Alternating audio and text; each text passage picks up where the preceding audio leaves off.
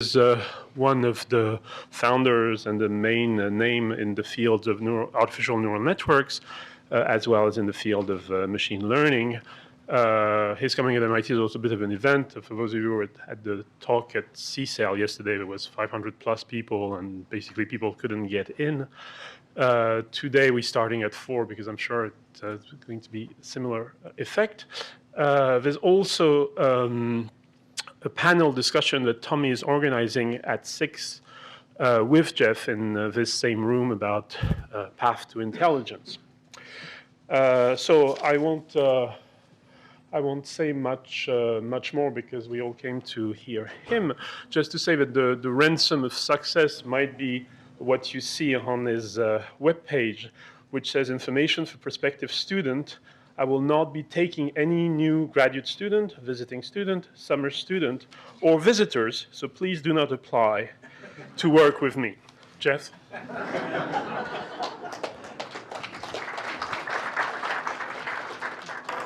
Thank you so much. If, however, you'd like a job at Google, that's something else. So there's a lot of things wrong with the neural nets we're using. They've been quite successful at speech recognition and object recognition, particularly recently. But there's a lot of things that are very unlike the brain and that I believe are making them work not as well as they could. So one thing wrong is any complex engineered system should have various levels of structure. Neural nets have very few levels of structure. There's neurons, there's layers of neurons, which aren't at all like layers in cortex, and there's whole neural nets, and that's it for most of these neural nets. One thing that's missing in these neural nets is there's no explicit notion of an entity. So for those innatists in the audience, I am willing to admit that it might be worth building into a neural net something to do with the idea that there are entities. And I want to build that into the architecture. That's what this talk's going to be about. So what I want to do is take the neurons in what we call a layer and group them into subsets and have activities of neurons in those subsets represent different properties of the same entity. I want the neural net to decide what the entities are and how they interact with each other, but I want the sort of built-in property that there's going to be entities. That's all I'm going to concede to the innatists. I also want to push the idea that a mini-column is the place where you represent an entity. One entity per mini-column. And I'm going to call this thing in the artificial nets a capsule. And the idea is a capsule is going to have two kinds of instantiation parameters. It's going to have one that says whether its entity is present. I'll talk about images mainly, so in the current input image. And then it's going to have other things that describe properties of this entity.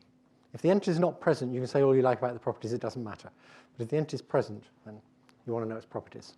And the properties are going to be things like its orientation, its size, its velocity, its color, all sorts of things like that, its deformation. And what a capsule outputs that goes to higher level capsules, because I want this in a hierarchy, is the probability that the entity is present and the generalized pose of the entity, which in vision is going to be an object or part of an object. And that includes all sorts of parameters. And what capsules do that does not go on in normal neural nets, this is the sort of basic computation they're meant to do, is they take predictions from lower level capsules about what their generalized pose should be, so about a multidimensional vector, and they look for predictions that agree tightly. And they don't care if there's lots of predictions that are outliers. What they're concerned with is there are a small subset of predictions that agree well. If you did computer vision many, many years ago before it got silly, this is things like Ransach and Huff transforms. So a capsule, it has a high dimensional pose space, maybe 20 dimensions or 50 dimensions. So this is a picture of that space. So this is a 20-dimensional space, let's say. And there's predictions coming from capsules below. And these are the predictions. These are the vectors that are predicted for the pose of this capsule. And what we want is something that will find this cluster. And what it'll output is, it'll output a probability that says, hey, I really am present, because look, that didn't happen by chance. I'm really there. I've got lots of evidence that I exist. and I'm going to output the center of gravity of that, and I'm going to ignore all these. And neural networks at present are not good at doing that. They may somehow be able to fake it, but they're not built to do that kind of thing. Now, the point about high-dimensional coincidences is they don't happen by chance. Even if I have a 6-dimensional thing, and I have two 6-dimensional things that agree on every dimension to within 10% relative to the normal variation, then there's a chance of 1 in a million of that. So if you see a few things that agree sharply, it's not this coincidence can't just be a coincidence, if you see what I mean. There's something really must have caused it. A model of this is if you think about filtering intelligence information, if you see all sorts of conversations that say New York or say September, that doesn't mean much. But if you see a whole bunch of conversations, maybe just 4 of them, that say New York, September the 11th, and you see 4 of those, you should get extremely suspicious, because now it's a high-dimensional coincidence. And even if there's lots of other things that say Chicago and blah, blah, blah, the fact that it's high-dimensional and it's a coincidence should make you think there's something real going on. OK. And I'm going to argue that I'm going to take a Marian perspective and say, in order to understand the brain, we need to figure out what it's computing. And I'm going to give you a reason why the brain needs to do this computation. And then I'm going to suggest this is what mini-columns are doing. It's wild speculation, but at least it's Marian wild speculation, because it's based on, it comes from the computation that needs to be done. OK, so here's how neural nets currently do object recognition, and do it very well, compared with methods that are even worse. This is largely due to Yann LeCun, who since 1987 has been getting backprop to do this and has developed the technology a lot. He calls them convnets. And they use multiple layers of learned feature detectors. So that's good. And the feature detectors are local. The locality gets bigger as they get bigger domains as they go up. They're replicated across space, because you believe that if a feature is worth having here, it's worth having there. That's good. As you go up, the spatial domains of these feature detectors get bigger. That's good. And the feature extraction layers are interleaved with max pooling layers, or average pooling layers, or some kind of pooling layer. And what the pooling layers do is they say, I'm a pooling neuron. I'm going to look at the neurons in a layer, look at nearby ones, and I'm going to attend to typically I'm going to attend to the most active one. It may be probabilistic, but let's say I just attend to the most active one. So I'm going to report the activity level of the most active one and forget where it was. That's going to give you a small amount of translational invariance, and it's going to give you less active neurons, so you're going to be able to have more feature types at the next layer. This is what I don't believe in. This is an integral part of the things that work really well. The fact that it works so well is extremely unfortunate, because it's going to make it harder to get rid of. But that's just the way it is. So as I was saying, the pooling gives you some translational invariance, because it throws away where the most active feature is.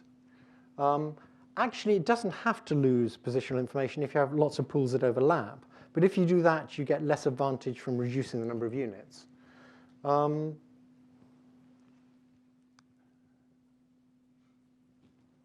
leave it at that for that. Now, if you take these convolutional nets, I kind of showed yesterday that with one of these convolutional nets, you can take the activities in the last hidden layer.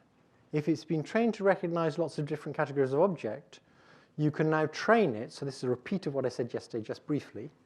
You can train it with a recurrent neural net to actually give you a caption. And I'm going to skip a bit here.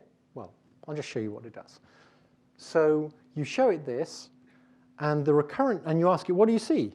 And the recurrent neural, in effect, and the recurrent neural net says 2 pizzas sitting on top of a stovetop oven. If you run it again, it's stochastic. It'll say a pizza on top of a pan on top of an oven. Whether or not it really understands these relations, or whether that's just in the language model, we don't yet know, because it's learned to model language as well. But that's just to show you convolnets can do impressive things. There's another caption. And now here's why I don't believe in the pooling. I believe in the convolution, I just don't believe in the pooling. It's a really bad fit to the psychology of shape perception. There's things about the psychology of shape perception that argue very strongly that we're not using convolutional neural nets. It's solving the wrong problem. We do not want the neural activities to be invariant to viewpoint, at least not till the very top. What we want is that the knowledge is invariant to viewpoint. The same knowledge can get applied to something with a new viewpoint. That doesn't mean the activities have to be invariant to viewpoint. I'll go over each of these in more detail later. The worst property of convolutional nets is they fail to use an underlying linear manifold, which is going to make it very easy to deal with the effects of viewpoint. It's the linear manifold that's used in computer graphics. Here's a piece of natural reasoning. There's two things that have no problem with viewpoint. One is us and other brains, and the other is computer graphics. And therefore, they work the same way. Okay. And the last thing is, pooling is a very bad way, or a very primitive way, to try and do routing. So in vision, what happens is as you change the viewpoint, the same thing shows up on different pixels. That's not usual in machine learning. If you change illumination, for example, that doesn't happen. But when you change viewpoint, you've moved information from one set of pixels to another set of pixels. So that's what I call dimension hopping. And for machine learning, you better unpick that, otherwise you're not going to be able to make any sense of things. Imagine two hospitals, and one codes patients by age, weight, and financial status, because it's America, and the second codes patients by weight, financial status, and age. If you just took those records and applied machine learning without sorting that out, you wouldn't expect it to work very well. But in vision, that's exactly what viewpoint's doing, and we'd better sort it out. And that's a routing problem. We need to take the information of the pixels and route it correctly to the neurons that know how to deal with that kind of information. And people haven't really, most neural net people haven't really faced up to the problem that we're having to solve a routing problem. People doing part space models have faced up to that, but not the convolutional net people.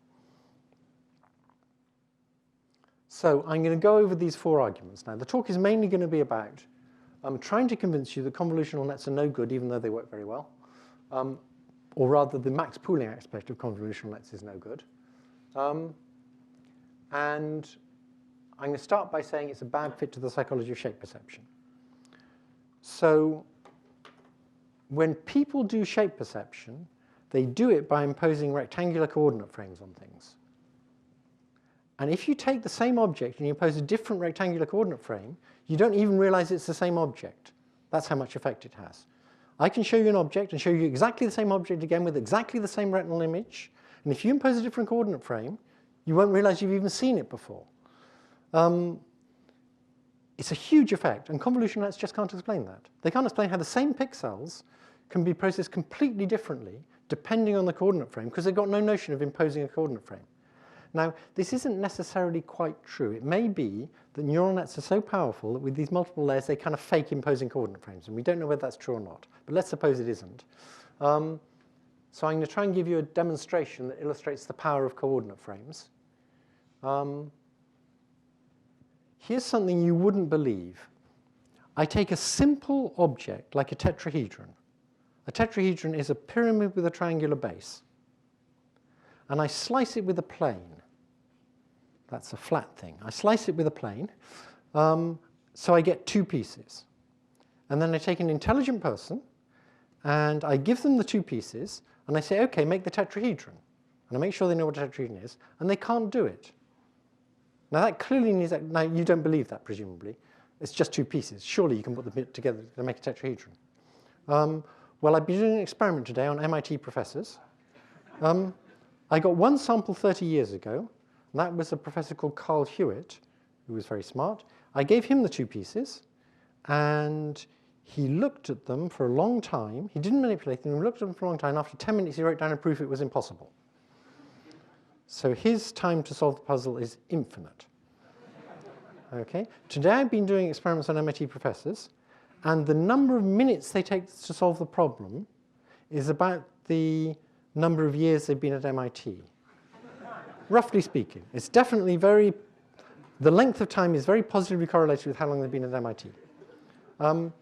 So now I'm going to show you this puzzle, because it's extraordinary it can be so hard, because it's completely trivial, and there's a very obvious way to solve it that people don't figure out. They figure it out after a few minutes, but okay. Here's the two pieces. Right, I can do my sort of conjuring trick now. These two pieces, see, they're the same.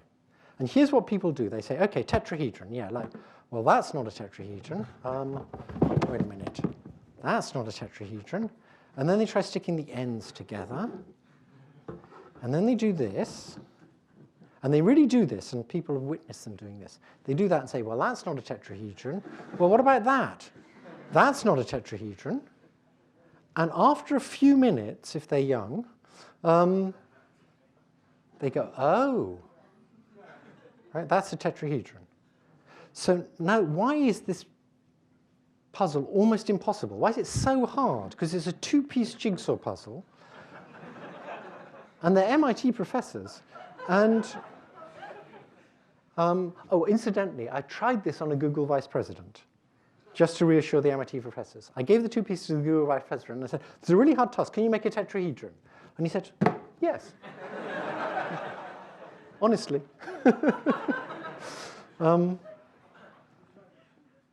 So they didn't pay me to say that, it's true. So how could this be so hard? Because look, you know it's all made of triangles, the faces. And look, here's a couple of squares, so you've got to put the squares together, because you've got to get rid of those squares somehow. So you have to put the squares together, and everybody does that.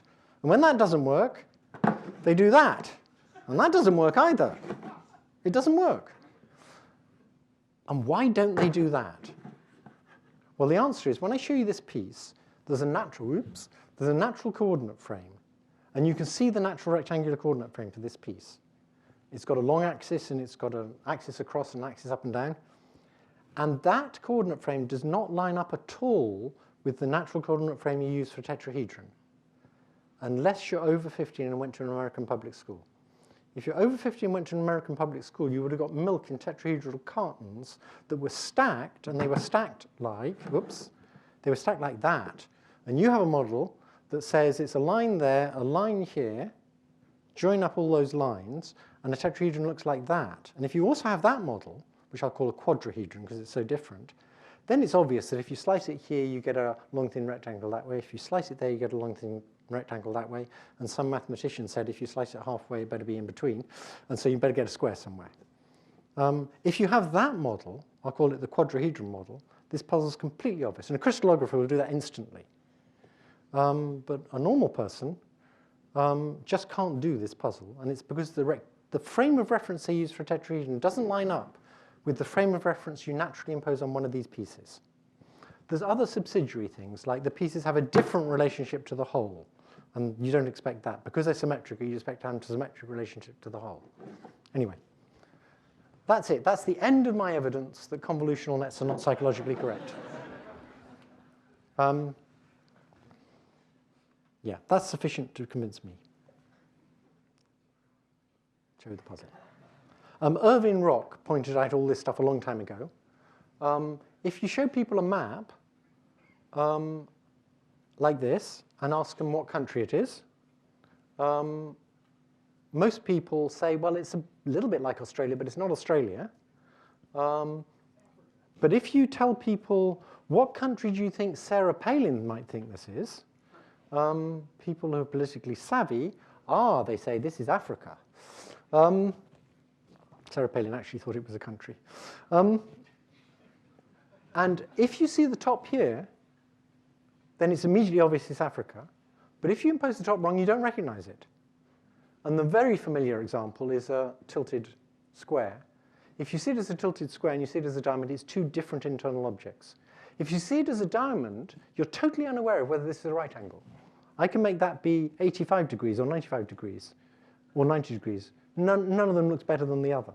If you see it as a tilted square, you're accurate to within about 1 degree on whether that's a right angle. So lots of evidence for rectangular frames, and convolutional nets don't use them.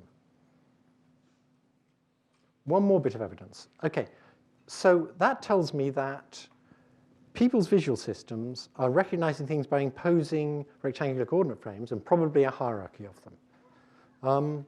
just like computer graphics does. Computer graphics has to say what the relation is between a part and a whole, and so it has to impose a frame on the whole, impose a frame on the part, and then tell you the matrix that will map points in the whole relative to the frame of the whole to points relative to the frame of the part. So it's all linear, that's the linear manifold, but you can only express it by imposing this coordinate frame. Luckily, there's a chance in the discussion later when Tommy can point out how what I say is all bullshit. I can read his mind. Now let me give you some more evidence, and this is evidence not only do we impose coordinate frames, but we represent the imposed coordinate frames by a bunch of separate neural activities, not by having one neuron that says, I'm imposing this frame. I want to show you it's in a bunch of different neural activities. So suppose I show you this. What you know within about 250 milliseconds or less is that it's a capital letter R and the top is here.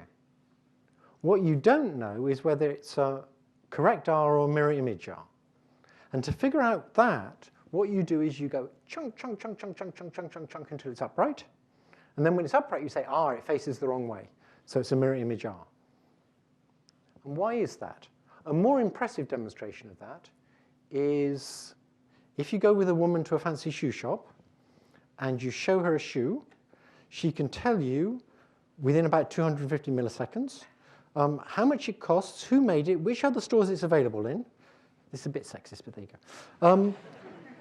She can't tell you whether it's a right-hand shoe or a left-hand shoe. Now that's extraordinary. I mean, she knows all these properties of this shoe, but she doesn't know whether it's right-hand or left-hand. She has to do this kind of chunk, chunk, chunk to get it in canonical orientation. So how could that be? So my argument is that you know the relationship between this and the viewer. Okay, so you have the pose of this in viewer-centered coordinates, and you need to know whether the matrix that relates the intrinsic frame of this to the viewer frame is a left-hand one or a right-hand one. And if you have the matrix represented by a bunch of separate numbers, like they do in computer graphics, to know whether it's a left-hand one or a right-hand one, you need to know the sign of the determinant of the matrix. In other words, you need to solve a high-order parity problem. Reversing any one changes the answer. If you reverse the value of any one number, the answer is changed. So neural nets aren't good at high-order parity problems, so that's why we can't do handedness. And the fact that we can't do handedness, I take as strong evidence that our representation of the imposed coordinate frame, of the relationship between that and the viewer, is spread over many numbers, just like it is in computer graphics. Okay. And so the way we solve it is we do a continuous transformation that preserves handedness until we've got it down to just checking one direction and seeing which way it goes, and then we solve it, and that's how we do it. And so all those mental rotation things, they're not to recognize objects, they're to deal with this problem that you don't know the handedness. Okay, so the conclusion for argument one is people use rectangular coordinate frames embedded in objects and embedded in parts of objects, and they represent those coordinate frames, that is, they represent the pose of the object, the relation between its embedded coordinate frame and the viewer. They represent that spread over a bunch of numbers, not just in one neuron. Argument two, equivariance. What convolutional nets are trying to do is make the representation not change with viewpoint. And of course, that's what you want the label to do. But when you look at a face, for example, it's not that you say face and I don't know where it is or what its orientation is or what its size is. You look at a face and you know exactly what its orientation is and exactly where it is. So you haven't lost that information like convolutional nets try and do. You've got it all there very precisely. Now, many neuroscientists think if you have big receptive fields, that means you've got low accuracy. That's exactly the opposite of the truth. If you want to have very high accuracy for where something is, and you have a limited number of neurons, you should make them have very big receptive fields that overlap a whole lot. You'll get much higher accuracy that way, because you'll divide space into many tiny regions, and the number of regions you make is proportional to the surface area of these receptive fields, and to get a lot of surface area, you make the fields bigger. So the signature of wanting really high accuracy for these instantiation parameters is that you should have big fields. Of course, you lose resolution, so you can only afford to do that for things where there aren't many of them. You can't do it for edges, because there's too many of them around, and you don't want to lose the resolution. But as you go up to high-level things like faces, in some reasonable area, there's only a few faces, so you can have big fields. Okay, so what we want is we want a representation where, as you change viewpoint, the neural activities change, and they change just like the viewpoint does. So convolutional nets without max pooling are like that. They say they got viewpoint invariance, but not at all. Here's a 2, and here's the neurons that get active. You translate the 2, and the neurons that get active translate. It's the same pattern, but it's different neurons. This is equivariance, right? You change this, and this changes, and it changes the same way. Now, I want to distinguish two types of equivariance using pseudo-neuroscience terminology. In this, if we translate it by a whole number of pixels, then these will move across. And this is what I call place equivariance. As you change the pixels this is on, the neurons that represent it change. Call that place equivariance. There's a different kind of equivariance, which is rate-coded equivariance, which says as I move the object around, the same neurons are encoding it, but the activities of the neurons is changing. Okay, so it's a rate code rather than a place code. And what's happening in the visual system, is my belief, is low level, we have very small domains, so tiny changes change the rates, and then if you change by more than a tiny amount, you change to another neuron or another bunch of neurons, another capsule, and so that's now place coding. It's sort of like cell phones with little cell domains. You move around a little bit and it stays in the same domain, and then you jump to another domain, and you move around a little bit in there. As you go up, these domains get bigger, so when you're at a high level, you can move a long way without changing which neurons are coding it, but the activities of the neurons changes to tell you where it is. Okay. Now, argument 3. I think this is the most powerful argument. If you ask how current neural networks deal with invariance, what they do is they just train on a lot of different viewpoints. And that's quite sensible. It just requires a lot of training data, and going through a lot of training data takes a lot of time. They don't have a built-in bias to generalize in just the right way across viewpoint. So I guess this is another piece of innatism. I'm getting soft in my old age and allowing these tiny little, you allow those innatists to get even a foothold on your model, and pretty soon they'll be affecting it. Okay, so a much better approach would be to say there's a linear manifold, which is what computer graphics uses. If we get from pixels to the coordinate representation of pieces of objects, or objects, that is, it's this kind of thing, and here's its pose in a bunch of numbers, then everything's linear in that. And now you can do massive extrapolation. You can train on little faces like this here, and then I can show you a huge upside-down face, and you'll correctly recognize it. Because on the linear manifold, you can extrapolate. That's what neural nets can't do, and if they could do that, we could train them on a whole lot less data. Okay. So the idea is, a long time ago, and for many years people have been saying, you can think of vision as inverse graphics. But they didn't mean it literally. And I want to do it literally. I want, inside my system that does computer vision, I want it to be doing graphics backwards. When graphics takes a whole, and takes the pose of the whole and multiplies it by a matrix to get the pose of the part, I want my computer vision system to be taking a part and taking the pose of the part and multiplying it by the inverse matrix to get the pose of the whole. That's what I call inverse graphics. So when I say it's literally doing inverse graphics, I mean literally, literally. Okay. And if you do that, then you can represent the relationship between a whole and a part as just a matrix of weights, and that matrix of weights is completely viewpoint invariant. So however much I change the pose, it's the same matrix of weights that takes the pose of the whole and gives me the pose of the part, or goes the other way, the pose of the part and gives me the pose of the whole. So I've got complete independence of viewpoint in the weights. That's where we want the invariance. We don't want it in the neural activities, we want it in the weights. And we can get perfect invariance in the weights this way.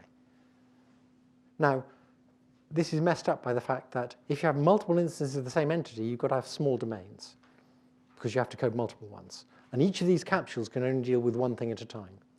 Because it's using simultaneity to do the binding, it's saying within my capsule, I've got a bunch of neurons. The activities of those neurons represent different properties of the same thing, and there better only be one thing. And so when things are this far apart, you need fields this size. When things are this far apart, you can use fields this size. You can make the fields overlap a bit and fudge it a bit, but if you violate that, your perception is going to go all wrong, and that's called crowding. If you put things too close together, you're very bad at seeing them. You're better at seeing smaller things further apart. But I'm not going to push that.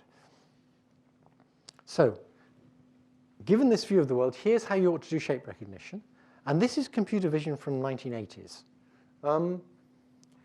You identify some familiar part, like a nose.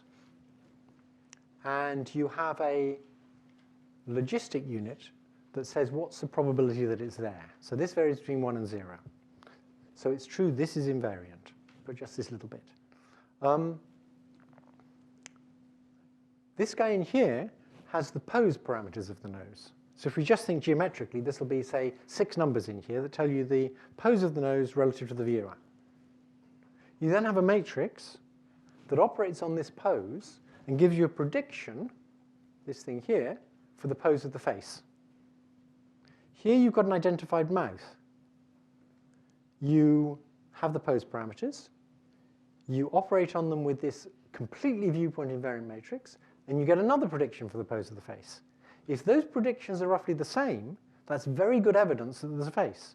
Those predictions will only be roughly the same if the nose and the mouth are related in the right way to make a face. So really, by checking this identity, you're checking that these are related correctly to make a face. And if they are, you say, hey, there's a face here, and you send out the average of what they predict, the average of this and this, and you make this be 1, and you carry on. So this is a way of doing coincidence filtering to recognize larger parts from smaller parts. And this is very robust. There can be other capsules that are making different predictions for the face, and you will just ignore those. If you have a way of finding the little cluster that agrees among a lot of noise. And old-fashioned visual people will say, why isn't this just a Hough transform? That is a Hough transform. That's what Hough transforms are all about. And it is just a Hough transform, but it's a modern Hough transform in the following sense. In the old days when they did Hough transforms, they would have fairly low-dimensional features trying to predict the high-dimensional poses. And if the dimensionality of the feature is lower than the dimensionality of the object, you have to predict a subspace. And so you have to have bins, and you have to put lots of votes in lots of bins. If you just want to make one vote, so you don't need all these bins, then you better have it that the features have as many dimensions as the high-dimensional things. And to get features like that you can reliably extract from pixels, you need machine learning. You need good machine learning. And the reason they couldn't make Hough transforms work before was because they couldn't get the low-level features to have enough dimensions and be reliable so that they could make point predictions. Okay, that's my claim about why this is different from old-fashioned Hough transforms. But it is a Hough transform. And the last argument I want to make is to do with this routing. So the idea is, what viewpoint does is it changes where things show up in the image. And so a nose is here now on these pixels. And let's suppose it was a face. And let's suppose you just have one great big face capsule at the top. So you need to route these pixels to the face capsule. And in a different image, you need to route these pixels to the face capsule. And I want to show you there's a nice way to do routing. So the first order of doing routing is you make an eye movement. You put what you're interested in the middle of your retina. And that's a very powerful routing algorithm. But even if I do a tachystroscope, so I force you to fixate in one point, you can still do routing. and here's how you might do it. Well, if you take convnets, I already mentioned this. The way they do routing is they have a pooling unit, and it just attends to the most active guy, and the same all these levels up. So that'll route things, but just based on how loud they are. I want a routing principle where you route information to the capsule that knows how to deal with it.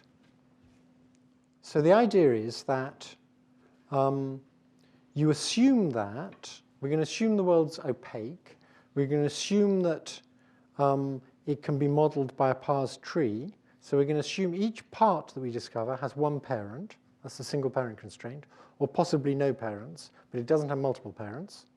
So we want to find what it's a part of, and there's just going to be one of those. And so when you discover a part, suppose I discover a circle. A circle, I suppose I have a limited world that contains only cars and faces. A circle might be a left eye of a face, it might be a right eye of a face, it might be the front wheel of a car or the back wheel of a car. And I don't know from the circle which it is. So what I'm going to do is take the pose, and I send it to all those places, but I'm going to send a kind of weight with that, which says my bet is a quarter that it's this, and a quarter that is that, and a quarter that is that, and a quarter that is that. So you send it to these high-level capsules, lots of weak bets, and then what the high-level capsule needs to do is look at all these incoming weak bets and find a bunch that agree. And when it finds a bunch that agree,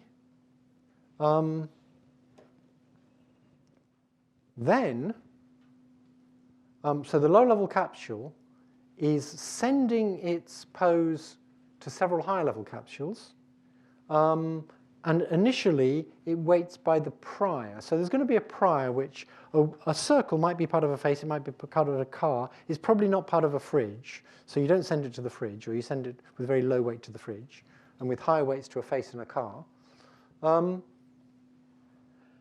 Then in these capsules, you find the clusters. This is a magic computation. I'm not telling you how you do this computation, but let's suppose we can do this magic computation. Like I say, this is a Marian approach of what computation do you need to do, and that's what we're going to suppose a capsule does. And we reason about this computation from the nature of the task, and then it's somebody else's problem for how it does it. Well, it's my problem, and I can't make it work very well, but here we go. I'll show you how I do it currently later. So you sent it here, and it was this blue prediction, and it agreed with the cluster. You sent it here, and it was this prediction, and it didn't agree with the cluster. So now what you want to do is you want to send top-down feedback, or you want to have lateral interactions that say, let's suppose it was top-down feedback. The top-down feedback from this capsule says, send me more. I can account for this stuff. Please send me your output. And this guy says, I can't account for this stuff. Please don't send me your output.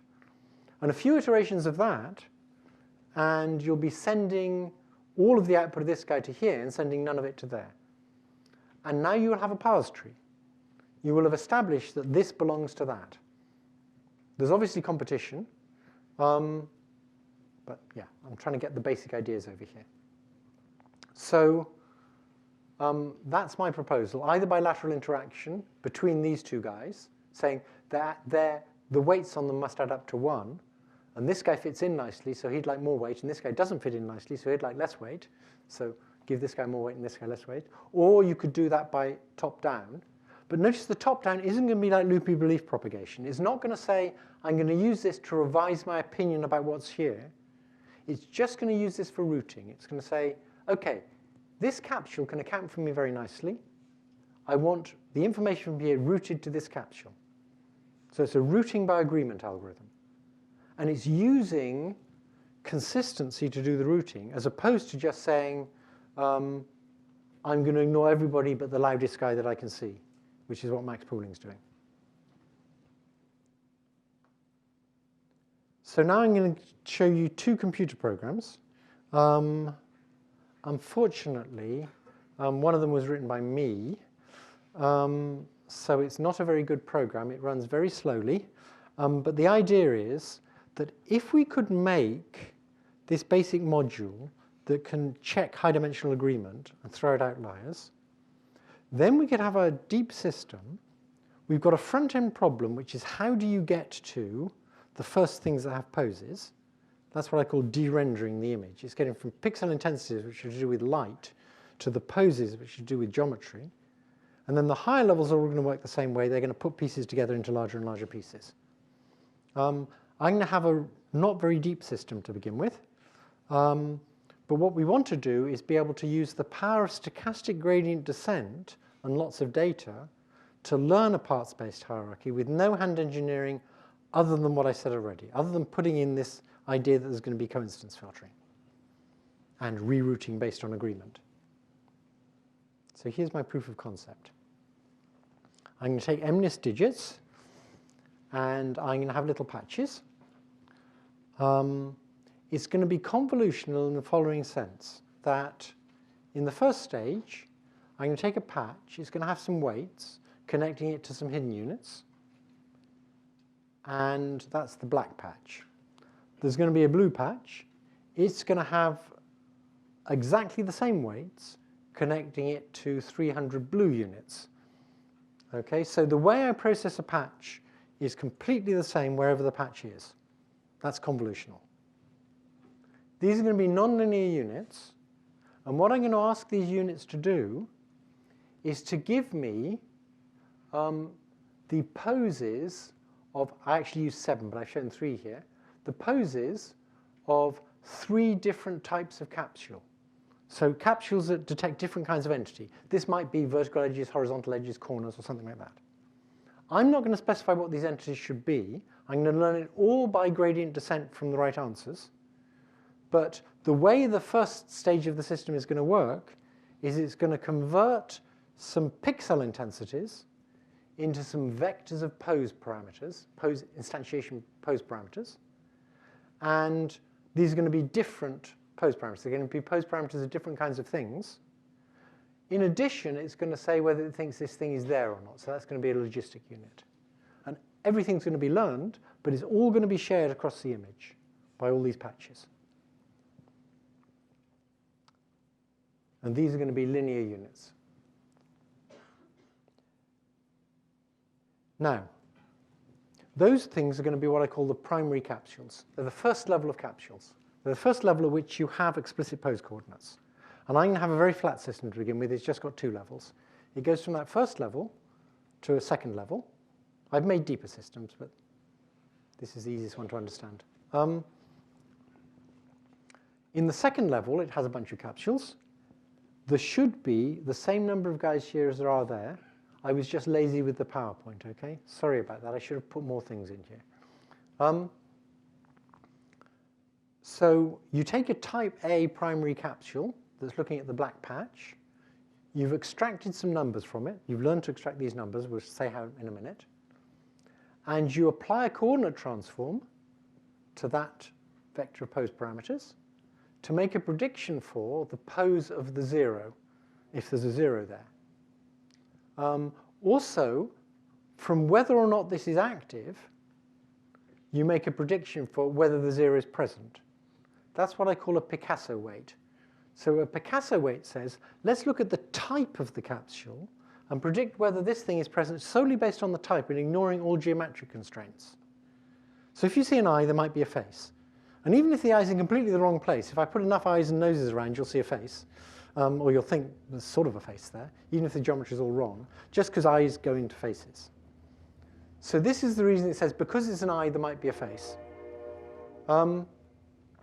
This is doing the real work. It's saying, I take the pose of this feature I've identified, this high-dimensional feature, and I predict the pose of the 0. And you're going to do the same from all of these different primary capsules. And you also have a weight on this prediction. So this is a weighted bet.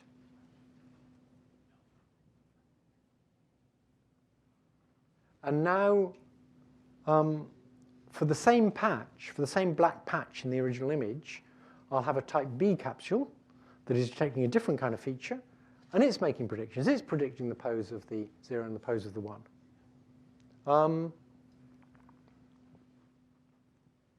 And as well as having the predictions that come from the black patch for the different types of feature, I have predictions that come from all the other patches from the different types of feature. So type A feature and type B feature, from the red patch you're making predictions. So I get a whole lot of predictions here. And in particular, this weight matrix that relates this pose of a type A feature in the black patch to this prediction is going to be the same as the coordinate transform for the red patch to make a prediction.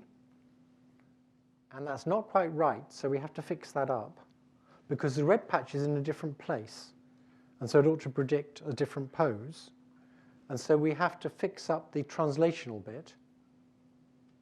And we're going to do that by saying, when I make my prediction from this primary capsule about the pose of this digit, I'm going to take the first two coordinates, I'm going to say their position, and I'm going to add on the location of this patch in the image to the first two coordinates.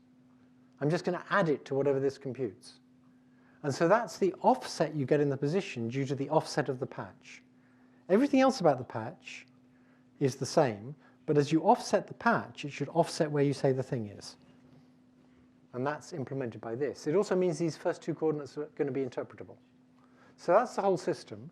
And now what we want to do is say, if you get a whole bunch of agreements here, it's a 0. If you get a whole bunch of agreements here, it's a 1. And so we want to backpropagate. We know what the class is. Let's suppose it's a 2. We want lots of agreement here and not much agreement there. So we need some measure of agreement, and we need to be able to backpropagate it. And we need to say, if you're not getting much agreement here, please get more. And if you're getting too much agreement here, please get less. And then we can learn all of these weights. We can learn the weights that turn pixels into the poses of primary capsules. We can learn these coordinate transforms. That's fixed for now, so we don't learn that. And we learn various biases and things. So. Jeff, I have a question. In the previous first layer of capsules, you had this 300 sigmoidal units. Yes. Is that also in the second layer of capsules as well? No, because if you want to get from pixel intensities to the poses of features, that's highly nonlinear. This is getting the coordinates of a feature from pixel intensities. But if you want to get from the pose of a feature to the pose of a larger thing containing it, that's completely linear. So you really, really don't want any nonlinearity in there. It's a very good question. So in this little system I implemented, each of the high-level capsules, there's 7 feature types. There's 181 patches in the image, and it gets that many predictions. It gets a whole lot, many of which are very weak. So it's organized so that blank patches make very weak predictions. And coming with each prediction, there's a bet about, so for any one primary capsule, it makes predictions, and the sum of the bets for this prediction add up to 1. And this is treated as a fraction of an observation for what comes next. The high-level capsule then is looking for agreement. And so we need some way, with all these bets, with these over 1,000 bets coming in, we need some way to find a subset that agree nicely. And so what we're going to do is we're going to try and compute for this high-level capsule whether it's got good agreement. And the way we're going to do it is in this pose space for the high-level capsule, we're going to fit a mixture of a Gaussian and a uniform to the predictions. Let's suppose it's a 6D space. And we're going to ask, how good a model is that of my predictions compared with how good a model do I get by just fitting a uniform? And if when I fit a mixture of a Gaussian and a uniform, I get a much better prediction, a much better log prob for these predictions. So we treat it as a kind of unsupervised learning problem. You've got all these predictions, I want to build a model of them. And I have 2 alternative models. One is just uniform. The other is uniform and there's a Gaussian somewhere. And I'm going to allow the mean of that Gaussian to float around. So as this neural network is running, the mean of its Gaussian is floating around, and the variance of its Gaussian is floating around, and the mixing proportion of the Gaussian is floating around. What isn't floating around? What isn't floating around is these coordinate transforms, and the weights on the bets, to begin with at least. So we're going to get a score for how good a cluster this is. So let's suppose for this cluster, these red dots have very high posterior probability under the Gaussian. These ones are can't decide whether under the Gaussian or the uniform, and these ones are under the uniform. And so we compute the sum of for all these data points, each weighted by the fraction of an observation it is, of the log probability of seeing that under a mixture of a Gaussian and a uniform. We also compute the log probability of seeing that just given a uniform. And our score is the difference in these log probs. It's important to use something like that because what you want is that if I put in a stray vote here, it doesn't affect the score. And it won't affect the score much. I mean, depending on how you do it, it won't affect it at all. Because that'll be coded under the uniform in both cases.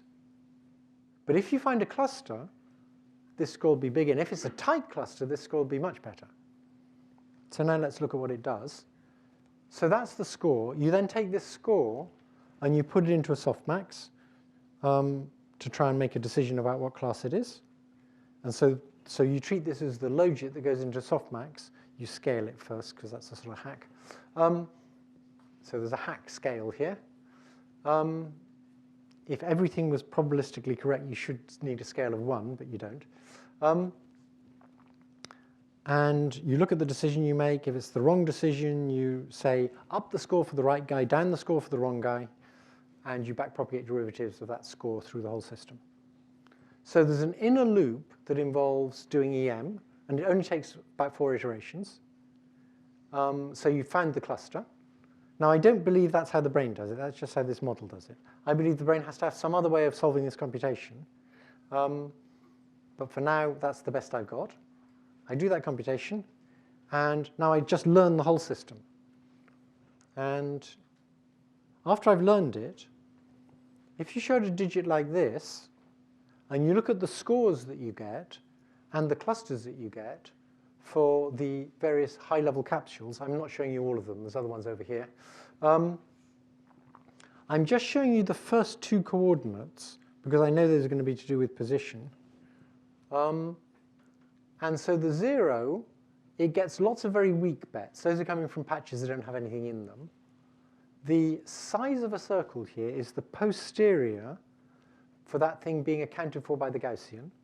This is at 2 standard deviations, I think. Yeah. And so the votes that you get for a 0 look like that. The votes that you get for a 5 look like this. They're much more tightly clustered. And so your Gaussian is a sharper Gaussian, which means it can give higher probability to things. So this is the log of the variance. And when the log of the variance is negative, that means it's sharp. This is a sharp Gaussian. That's a much less sharp Gaussian. This is the score you get. This is the difference between the probability under the mixture and the probability under the uniform. And this gets a high score, and the other guys get low scores, so it says it's a 5. One more example. So I'm showing you more of the digits here. This one, it gets a high score because it's a 6, and it's a tight cluster. This cluster's relatively tight. So this has a log variance of -1. This has a log variance of -0.5. So this is fairly tight. It's a bit 0-like. But it knows it's a 6. Now, a system like this does about as well as a convolutional neural network on MNIST. The difference is that if you take a Mach Air and you train a convolutional neural network, you can train it in sort of 10 minutes to half an hour. And if you take my Mach Air and you train this, it takes 2 days.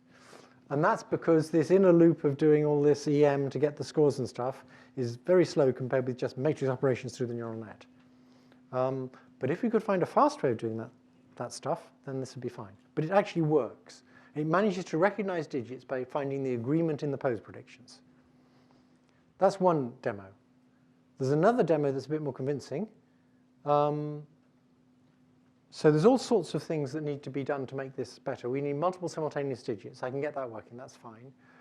In this example I showed you, we didn't redistribute the votes. We just did bottom-up votes. And we didn't reweight them based on routing by agreement.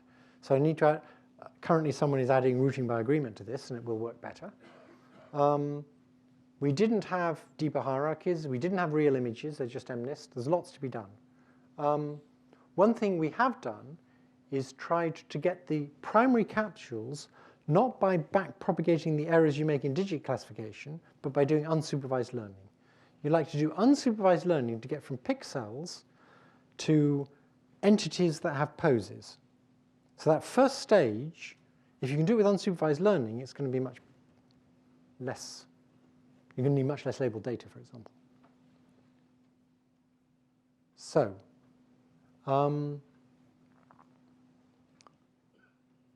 we want to de-render the image and get it to entities that have poses, unsupervised. And we have several ways of doing that. And here's what we'd really like to do. And to simplify the PowerPoint, I've just assumed we're getting two-dimensional pose, which is just position. But really, we were going to do this for full pose, which is a full affine. So you have an image, and you would like to go through some nonlinear units and get out in these different capsules. You'd like to get the position of an entity, and in this case, the intensity of the entity. So I've changed from a probability to an intensity, which is a slight fudge, which I need for what I do later. The work I'm describing now is work that was done in Taman Thieleman's thesis, which recently came out. So that's what we'd like to achieve. We'd like these to learn to be entities, and they decide what kind of entity they should be. And we'd like them to give us their poses and how much they're present. And the way we're going to do it is by having a simple graphics model. Oh dear, you see, I told you if you let the innatists in, then they'll take over. So we're going to have an innate graphics model now, but that's just for this system. And we're going to try and learn to reconstruct the image by first extracting the capsules and then reconstructing the image from the capsules, but using built-in graphics. So it works like this. You saw this bit already. This is going to learn, all these learn and all these learn. It's going to learn to extract some kind of entity and the pose of the entity and the intensity of the entity. And it knows which entity it is because it's these neurons. And then these instantiation parameters are going to be fed to the graphic system. And the graphic system from these parameters is going to have to reconstruct the image. And the graphic system is going to learn a little template for each entity. But what the graphic system is going to be able to do, unlike a normal neural net, is it's going to be able to translate this template according to this x and y. And it's going to be able to scale the template, scale the intensities here according to the I. And then it's just going to add it to the image. So you've wired in some graphics, and you're learning to invert graphics here. But it's going to also learn what these entities should be. What you've wired in when you wired in the graphics is just the ability to take some entity that you've learned and translate it. And more generally, do a full affine. OK, so now, if you ask what templates does it learn in modeling digits, these are the templates it learns. And you can see they're little pieces of stroke with feathered ends, so you can add them together and then make a nice digit. This is now the case when it can, yes, this thing can apply full affines to these templates. And so let's see how it now decomposes digits. So if you show it this digit, this is its reconstruction. And for each of its 10 capsules, this is the contribution from the capsule. So if you look at this capsule, it's making different contributions. But you'll see it's sort of found the corresponding pieces. For this 6, that part of the loop is coded here. For this 2, it's coding this piece of the curve here. For this 8, it's coding this bottom piece of the curve here. And so these contributions, when you add them up, do a jolly good job of reconstructing the digits. It works very well for reconstruction. OK, so far what we've done is we've learned bottom up to what the pieces should be. And we've learned how to look at an image and extract the poses of those pieces. So now, having done that unsupervised, let's now try and do some supervised learning on top of this. And remember, after you've got to poses, everything's linear, so life's going to be easy. So here's the idea, if we just had 2 pose parameters. You take each of the capsules, and you take its pose parameters that you extracted from the image, and you just concatenate them all. You get a big vector. And of course, if it's a particular shape, there's lots of mutual information between all these guys. They're all related in the right way. They can all change as you change your view on the shape, but they have relationships between them. So if you do factor analysis on this, factor analysis will find underlying factors, so 6 for the affine and 4 for the deformation, underlying factors that model this very nicely. Because as you change your viewpoint, all of this stuff is changing, and by changing the affine represented by the factors, you can model that perfectly. So the factor loadings, these 3 factor loadings here, will actually be modeling the relationship between the whole and the part. And by fitting a factor analyzer, if I just had 1 digit, I could do that. Now I've actually got a mixture of digits, so I'm going to fit a mixture of factor analyzers. It would be nice if I could just fit 10 of them, but that doesn't work so well. So we fitted a mixture of 25 factor analyzers. Actually, if you just fit a mixture of 10 factor analyzers, you can fit factor analyzers, a mixture of factor analyzers, you can fit it to the raw pixels. If you fit to the raw pixels, these are the means of the factor analyzers. If you fit the factor analyzers to the capsules, and then take what they tell the capsules to do and reconstruct from what they tell the capsules to do, these are the means of the factor analyzers. This is all unsupervised. So you can tell it's done a pretty good job. 4s and 9s is a bit confused about, but it's really nailed the 10-way, there's 10 classes here. And in fact, if you look at this factor analyzer, and you look at the 10 factors, and you look at what changing a factor does, if you take the mean value and subtract 2 standard deviations, you'll get that. And if you add 2 standard deviations, you'll get that. So this is a factor that's dealing with italicness. This is a factor for loopiness, and so on. Now in this data, we didn't actually do much affine transformation, so most of the factors are about deformation.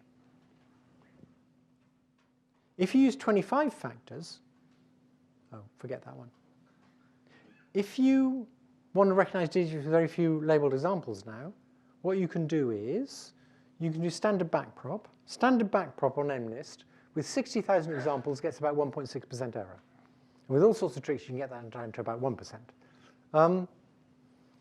If you do a very clever thing called scattering transforms developed by Bruno and Mallett, they were very pleased because they managed to divide that by a factor of about 30.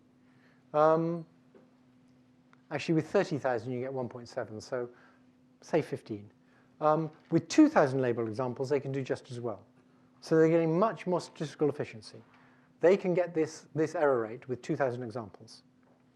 If you do unsupervised learning of the kind I just showed you, and you have 25 clusters, that is, you do a mixture of 25 factor analyzers on these concatenated instantiation parameters of the primary capsules, after you've done that, you just take each factor analyzer and you say, for the example that I'm most confident should go to that factor analyzer, just tell me what its name is. Tell me what its class is. And so you have to ask 25 questions. And if you ask 25 questions, you can get 1.75% errors on average. So now that's much closer to what humans can do. You show them a lot of digits, and they ask you a few questions, and then they know how to classify these digits. And so this is an example where, because we grabbed the linear manifold, we made the unsupervised learning work right, so it found the natural classes. And having done that, you can learn with very few labels. Yeah,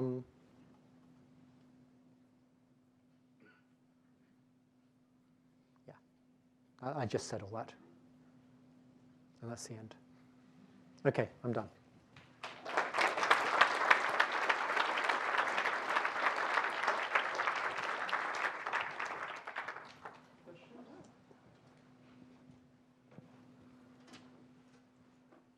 How does that compare to just doing standard unsupervised and followed by supervised? Unsupervised then? Unsupervised. So just take like the stuff. OK. So the question was, how does that compare with, there's people out there, how does that compare with doing unsupervised followed by supervised, like unsupervised pre-training presumably followed by supervised, is much, much better. So if you do standard unsupervised followed by supervised, if you say stack up autoencoders, you'll do about the same as the Bruner and Mallet. You won't do much better than that. Maybe you can get down to 1,000. But this is like almost 2 orders of magnitude better than that. Because you grab the linear manifold.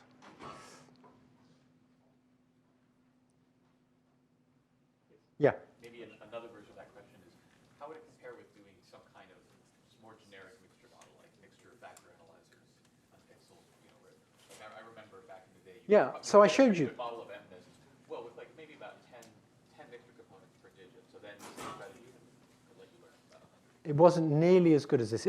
So you can look at the purity of the mixture components. No, it's clearly much better, but I'm just saying you could compare it to that. Yes. I imagine, well, that just won't get you down to 1.7% errors.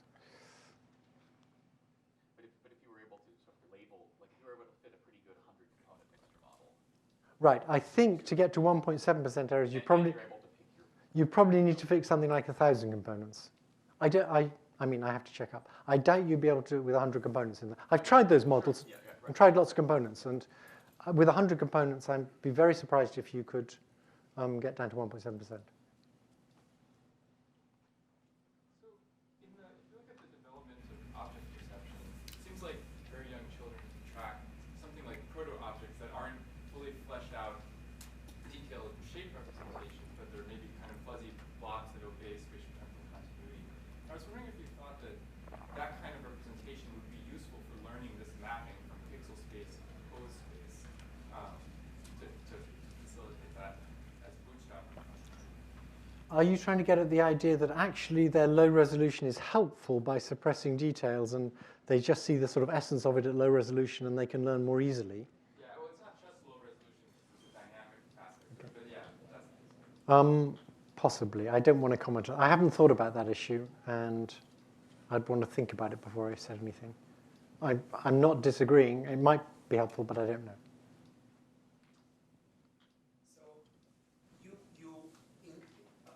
Critical aspect of this concept is that the manifold is some kind of hardwired into the system. So why humans are so bad in doing this rotational transformation of multipliers? Hang on. When you say, why are humans so bad? The question was, a critical aspect of this is that the relational thing is hardwired, the fact that it's a linear transformation. So why are humans so bad at doing this rotational transformation of objects? So there's two things you might mean by why are they so bad. Humans are actually pretty good at recognizing objects in funny orientations. You're not good at doing very fine discriminations for that, but if I show you an upside down face, you know right away it's an upside down face. You don't know whose it is, but you know right away it's an upside down face. So you do that kind of instantly. There's probably a 10 millisecond penalty for that. But the mental rotation is going to be like over 100 milliseconds to get it upright. So it's a different order of magnitude. So the things where you really have to do the slow mental rotation are to make handedness judgments, or to do things like, will this grand piano fit through this studio door, where you have to do physical. But recognition, you're actually pretty good at dealing with different orientations. That capital letter R I showed you, you instantly knew it was a capital letter R. And when I say instantly, within about 250 milliseconds. And then it took you 100 milliseconds to rotate. And if it was a 3D thing, you'd rotate it even slower.